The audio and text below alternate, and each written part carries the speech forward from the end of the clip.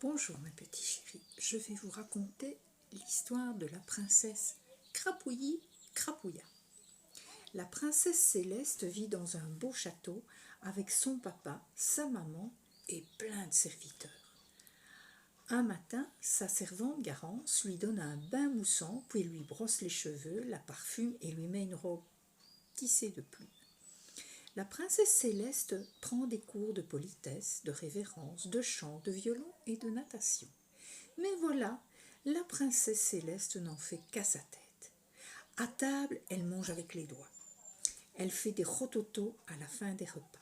« Ma fille, dit le roi, ce n'est pas digne d'une princesse, excuse-toi. »« Pardon, papa, répond alors la princesse en pouffant entre ses doigts plein de chocolat. Au château, on la surnomme la princesse Crapouilli-Crapouilla. Voilà.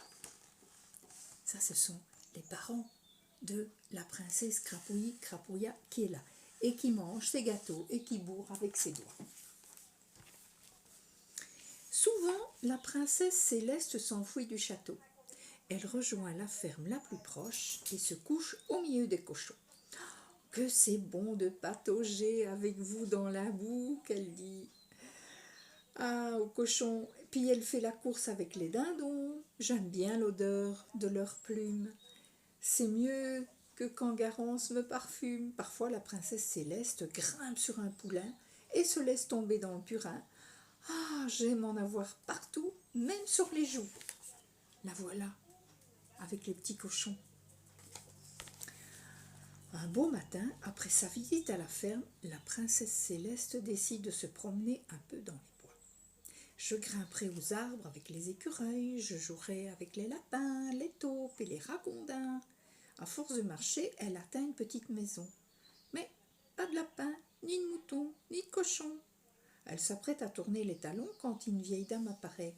« Et toi, qu'est-ce que tu fais là ?»« Je me balade. »« Tu tombes bien, petite. J'ai besoin de quelqu'un pour couper mon bois. Je me fais vieille et j'ai mal au dos. »« Mais je dois rentrer au château, répond Céleste.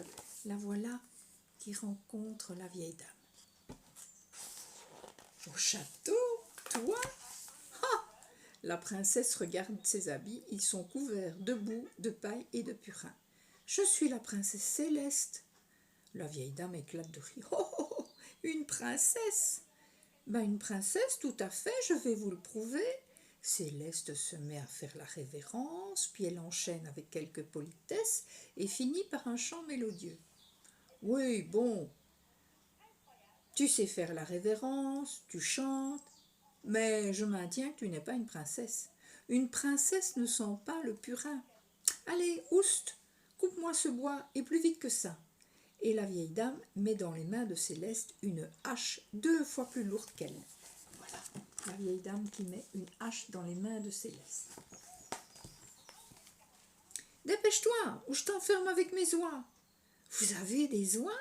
J'adore ça. » Aussitôt, la vieille femme enferme la princesse dans son poulailler. « Je te préviens, mes oies pincent le popotin, alors réfléchis bien. » La princesse Céleste met à pleurer. « Je veux mon papa, ma maman.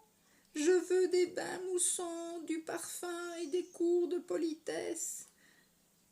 Je veux ma vie de princesse. » La voilà ici, avec les oies. Les oies, c'est vrai qu'elles pincent. Elle se jette, elle s'enfuit, elle ouvre la porte, et puis elle se sauve dans les bois. Elle court si vite que bientôt elle aperçoit le donjon du château. Elle se jette dans les bras de ses parents. « Je ne ferai plus de rototo, je ne mangerai plus avec les doigts, je ne serai plus la princesse Crapouilli-Crapouilla. »« En voilà une bonne nouvelle, » disent ses parents en l'embrassant. Voilà, Céleste qui a retrouvé son papa et sa maman. La vieille femme a été décorée par la reine.